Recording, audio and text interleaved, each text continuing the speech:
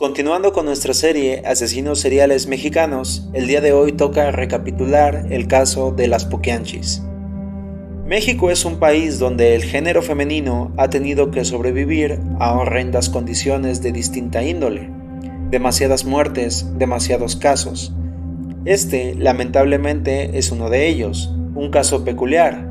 Este es el caso de las hermanas González Valenzuela, conocidas impopularmente como las Poquianchis. Historia y antecedentes psicológicos.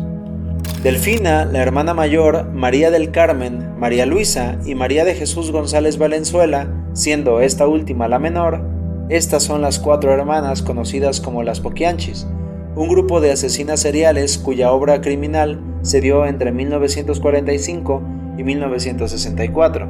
Estamos hablando de las hijas de Isidro Torres y Bernardina Valenzuela. El padre formaba parte del cuerpo policial de Porfiriato y continuó ejerciendo el cargo posteriormente. Este hombre era sumamente violento y abusivo, el cual llegaba a propinar golpizas a su esposa e hijas, e incluso algunas fuentes afirman que obligaba a sus hijas desde pequeñas a ver las ejecuciones de los presos. Por supuesto, tales imágenes marcaron de por vida a las pequeñas, que posteriormente adquirirían una inhumana insensibilidad con respecto a la violencia que ejercían. Por su parte, la madre era una fanática religiosa. En un comienzo, el apellido en cuestión era Torres Valenzuela, pero tras un asesinato que cometió el padre a un hacendado durante un intento de aprehensión, lo que provocó que el padre se separara de su familia y comenzara una vida como prófugo, la madre le cambió el primer apellido a sus hijas por González, esto por miedo a las represalias. Pasado el tiempo, una vez que se produjo la defunción de los padres, Delfina, la mayor de las hermanas, abrió con la pequeña herencia dejada un burdel en El Salto, Jalisco, donde comenzó un negocio de cantina y prostitución, el cual iba relativamente bien hasta que una riña llamó la atención de las autoridades que clausuraron el lugar. Se dice que recibieron el nombre de Poquianchis debido al nombre del establecimiento que arrendaron. Posteriormente, estas mujeres arrendarían una cantina de mala muerte en San Juan de los Lagos, rebautizándola como la Barca de Oro, aunque algunas fuentes afirman que fueron dueñas de más burdeles, especialmente uno en Lagos de Moreno, Jalisco, en 1954. Este sitio se convertiría en una sucursal que administraría una red de trata de blancas. Pronto las Poquianchis se harían de distintos cómplices, desde 2 sicarios de mediana relevancia hasta jefes de la policía estatal y algunos empleados municipales más. Modus operandi. Comenzaron su nefasto negocio reclutando jovencitas de apenas 13 años en los pueblos más pobres de Jalisco y Guanajuato, prometiéndoles empleo como sirvientas en casas ricas. De acuerdo al relato que las mismas hermanas testificaron, una vez presas, comenzaban haciéndose amigas de las autoridades, prometiéndoles dinero e incluso haciéndose amantes de algunos de ellos. Una vez instaladas, contrataban a personal para reclutar, por medio de engaños y extorsión, a niñas entre 12 y 15 años.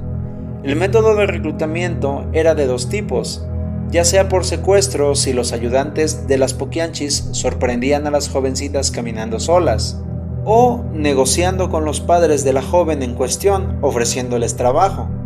Una vez reclutadas, eran desnudadas y revisadas por las hermanas, y si cumplían con los estándares, los ayudantes procedían a abusar de ellas. Posteriormente, eran encerradas y obligadas a prostituirse. Constantemente sufrían de abusos sexuales por parte de los cómplices de estas hermanas, e incluso llegaron a ser utilizadas, se cuenta, como parte de rituales satánicos. Se ha llegado a indicar que las obligaban a participar en actos zoofílicos. A cambio, las jóvenes no recibían más que un mínimo de alimentos, llegando a padecer de desnutrición. Cuando alguna se oponía a cumplir con su cuota de encuentros sexuales, eran golpeadas brutalmente y llegaban a morir por los castigos recibidos. Si alguna chica enfermaba, no recibía tratamiento médico alguno. Se objetaba que no se podía pagar porque no trabajaban en esos momentos. Algunas sobrevivientes cuentan que cuando alguna joven dejaba de serles útil por cuestión de edad, y aquí hay que señalar que las Poquianchis consideraban que una joven ya era demasiado vieja a los 25 años, o también por alguna otra cuestión, eran ejecutadas y enterradas en un cementerio clandestino. Varias de las jóvenes quedaron embarazadas, fruto de las violaciones presentadas, y de forma clandestina y tremendamente inhumana, se practicaban operaciones para terminar con sus embarazos. Si alguna moría en el proceso, era enterrada en el dormitorio donde se daban los encuentros sexuales. Este macabro negocio se extendió incluso más allá de la Barca de Oro, pues las hermanas Valenzuela proveían de jovencitas a los burdeles cercanos a la zona, llegando a vender a jóvenes vírgenes por la cantidad de 600 pesos. Satanismo. Con tal caso, la prensa amarillista creó un mito en torno a las poquianchis. Se afirmó que por el año 1963 las hermanas comenzaron a realizar rituales satánicos, haciendo pactos con el diablo para poder obtener mayores ganancias de sus macabros negocios.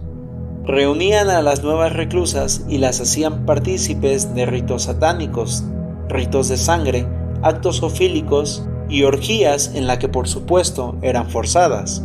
Claro que esto es creíble de acuerdo a los actos inhumanos cometidos, pero no hace falta ir al ocultismo para vislumbrar lo siniestro de los crímenes orquestados por las poquianchis.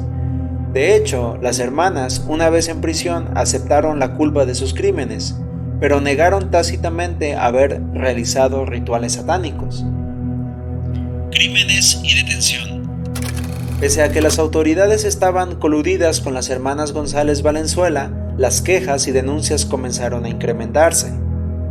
Las madres de las jóvenes secuestradas comenzaron a inquietarse al no tener noticias de sus hijas y fueron a las autoridades. Es así que un 14 de febrero, las autoridades policiales, encabezadas por el comandante Miguel Ángel Mota, arribaron a la propiedad de las poquianchis, obteniendo un hallazgo siniestro. Las hermanas fueron encontradas en compañía de 15 mujeres, 2 hombres y 2 niños de 5 y 7 años. También fueron encontradas en la propiedad varios cuerpos enterrados, 80 cuerpos de mujeres, 11 hombres y multitud de fetos. Algunas investigaciones indican que el número de víctimas pudo haber sido mayor, llegando a contar incluso más de 150 asesinatos, convirtiendo a las poquianchis en las asesinas seriales más prolíficas en toda la historia conocida de México. Pese a todos estos cuerpos, las hermanas fueron condenadas únicamente a 40 años de cárcel, y digo únicamente tomando en cuenta que fueron condenadas por 17 asesinatos, además de secuestro, violación, corrupción de menores, asociación delictuosa, amenazas e inhumación clandestina. También tuvieron que pagar a las familias de las jóvenes secuestradas una cantidad de $700,000. En 1949, María del Carmen murió de cáncer. Delfina, la mayor de las hermanas, falleció en la prisión de Irapuato el 17 de octubre de 1968.